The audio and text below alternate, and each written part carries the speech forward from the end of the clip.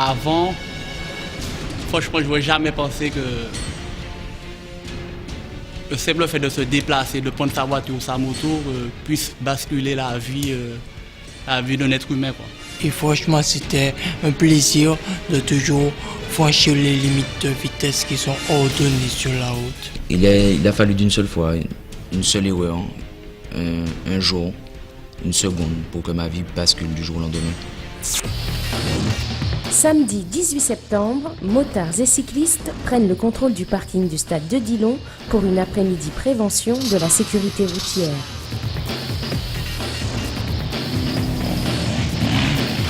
Cette année, les autorités ont souhaité axer leur campagne de sensibilisation sur les deux roues. Ça veut dire que je ne reconnais plus un motard. Il y en a certains quand même, les gars qui ont les gros cylindrés, d'accord. Il y en a qui se respectent, mais il y en a d'autres entre 25 ans et moins, ça ne va pas du tout.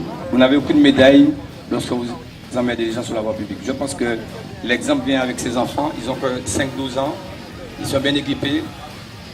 Dès cet âge-là, ils peuvent manipuler correctement, ils prennent de bonnes habitudes. Le message que je dois faire passer aux jeunes, c'est que simplement, lorsqu'ils laissent la vie, c'est les gens tout autour qui sont blessés. Donc lorsqu'on voit le plus souvent chaque accident cette année, on a vu que le port du casque il était très important. Maintenant, il faut que les jeunes savent, maintenant, s'ils veulent faire de la moto, le premier effet, c'est mettre le casque.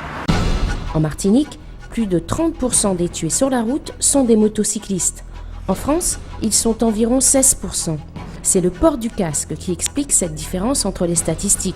Chez nous, 3 motards sur 4 décèdent des suites d'un traumatisme crânien parce qu'ils ne portaient pas de casque. Afin que cette journée ait un impact réel sur les usagers de la route, les organisateurs ont prévu une série de démonstrations. Mini-bike,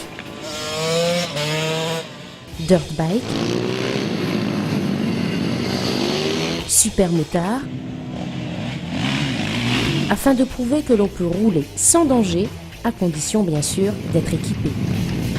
Notre semaine de la sécurité routière, elle a été orientée vers les deux roues motorisées. Pour une raison, c'est que ces deux roues motorisées sont très accidentogènes, nous causent de gros soucis parce qu'effectivement c'est là où on trouve le plus de tués. Et depuis le début de l'année, on en est à 22 morts, dont 13 tués sur deux roues. C'est énorme, hein, effectivement. Donc l'objectif était de faire en sorte qu'on puisse montrer que l'on peut faire de la moto dans de bonnes conditions, qu'on peut prendre son pied au sens avoir du plaisir à faire de la moto, et on peut d'une manière générale être en deux roues, en vélo, comme en moto, comme en cyclo, sans nécessairement se mettre en situation de danger.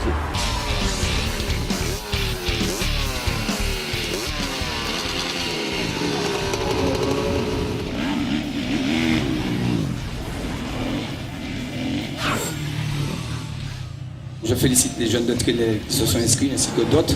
Venir s'exprimer en toute sécurité.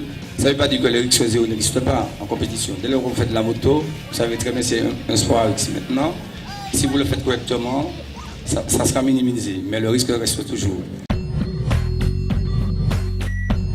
C'est très important pour nous qu'ils comprennent qu'il faut qu'ils soient équipés pour pouvoir aller sur la route. Le vélo, c'est un véhicule, donc il va s'aborder de la même manière que si on était en voiture. Comment s'appelle ce panneau? Céder le passage. Voilà, même de dos, on peut savoir que c'est un céder le passage. Donc ça veut dire que celui qui va aborder l'anneau du rond-point, ça s'appelle l'anneau, il doit céder le passage à celui qui est déjà dedans. Donc démonstration. Allez, montrez-moi comment vous le faites. Le message passe bien parce que quand ils sont avec nous, maintenant on continue à faire passer le message parce qu'il y a une sensibilisation que l'on fait avec les parents aussi pour qu'ils comprennent aussi que hors association, hors cadre, qu'eux-mêmes aussi doivent prendre le relais. Donc c'est le combat que nous menons. Au début, les enfants n'avaient pas de casque. Nous avons constaté que les parents achètent des casques, achètent des gants, des choses comme ça. Donc on a l'impression que ça rentre petit à petit et on a bon espoir quand même que les choses iront.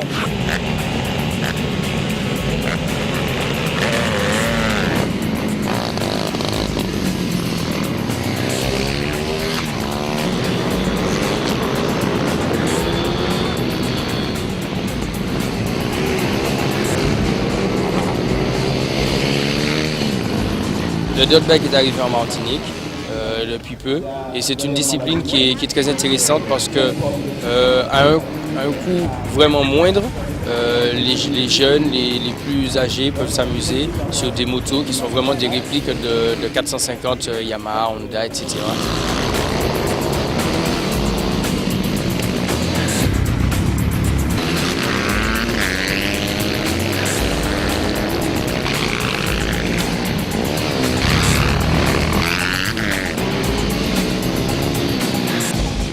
J'ai des jeunes qui étaient sur la route, qui étaient vraiment les fous du quartier, qui roulaient buste nu, sans t-shirt, sans casque, sans rien, avec un minimum, qui faisaient les cacous dans leur quartier. Et maintenant, ils sont sur une piste, ils sont équipés. Ça, c'est déjà une victoire.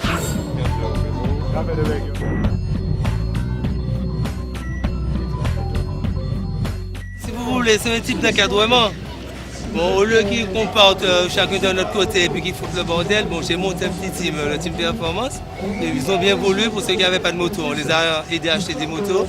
Et puis voilà, depuis, regardez, voilà le résultat. On a monté une belle petite équipe.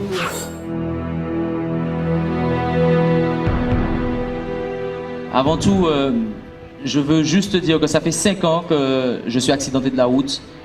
5 ans où j'ai été victime à cause de mon comportement. C'est pas la moto qui m'a mis comme ça, c'est mon comportement routier qui a fait que je sois en fauteuil roulant. J'ai perdu ma main gauche, j'ai perdu ma jambe droite, j'ai une prothèse et je suis en fauteuil roulant à plus de 50%. Ce qui veut dire qu'en bas de mes seins, je ne sens plus rien. C'est-à-dire que j'ai emprunté une moto en réparation pour soi-disant faire un moment de plaisir. Mais malheureusement, il n'y avait pas beaucoup de freins. Et j'ai pris un virage et c'est un car qui montait. Et dans une descente sans frein, bim, accident. Et ça, pour quelques secondes de vitesse sur la route, je me retrouve toute une vie clouée en fauteuil roulant. Je peux vous dire que ce n'est pas une mince affaire, c'est pas juste temporaire et puis physiquement je vais remarcher dans 2 ans, dans 3 ans. Il n'y a pas de date d'expiration pour cela, à part la mort. Et maintenant, je me retrouve pour avoir embrassé le pare-choc avec une amputation de la jambe gauche.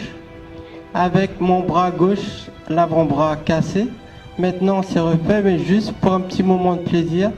Ça m'a coûté 2 mois de coma qui m'ont donné un ostéome, c'est-à-dire un blocage du genou et du coude. Donc, je vis comme ça en fauteuil roulant. Je mène ma mission parce que je vois beaucoup de personnes qui veulent faire de la moto. Je vois beaucoup de personnes qui sont intéressées par là. Sachez qu'il y a aussi des conséquences si on a un mauvais comportement à moto. Alors, peut-être que pour certains, ma situation est terrible. J'en ai vu d'autres aussi qui sont aussi terribles. Moi, je peux vous dire qu'aujourd'hui, cette campagne de sécurité routière a été faite pour tout le monde, afin que tout le monde puisse prendre conscience que quand on a un véhicule dans la main, on peut aussi se retrouver dans cette situation. Moi, je pense que c'est dans la tête que ça se passe. C'est soit on prend conscience, soit on ne prend pas conscience. Soit on a envie, soit on n'a pas envie. Les gens ont toujours le choix. Moi, j'ai fait le choix de faire la campagne de sécurité routière et de sensibiliser les gens. Maintenant, tu as fait quel choix, toi ? Je vais mettre le casque. Ah, maintenant, tu as pris le choix de mettre le casque. Oui, je vais mettre le casque. Voilà, il a entendu, il l'a dit devant tout le monde. Mais sincèrement, moi, aujourd'hui, je dis que je fais cette campagne de sécurité routière parce que j'en suis conscient aujourd'hui. Je donne à tous le choix de faire. Pour ceux qui n'ont pas couru, ou bien pour ceux qui n'ont pas fait le bon choix, mais il y a des conséquences et ça, il faut le savoir. Donc après, il faut en assumer les conséquences. Au cours de ce week-end de la sécurité routière, 4 motards ont perdu la vie en Martinique. Et aucun ne portait de casque.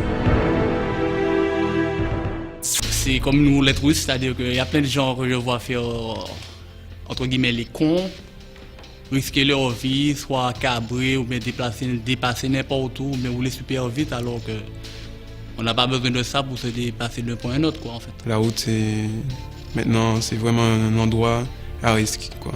Pas qu'on pense qu'à soi, penser aux autres aussi. Malheureusement, j'ai beaucoup de motricité en moins et ça s'explique qu'au regard.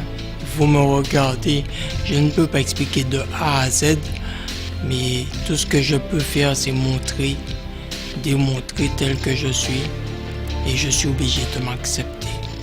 Ma vie n'est pas ce qu'elle était avant, elle est ce qu'elle est aujourd'hui et puis c'est d'avancer.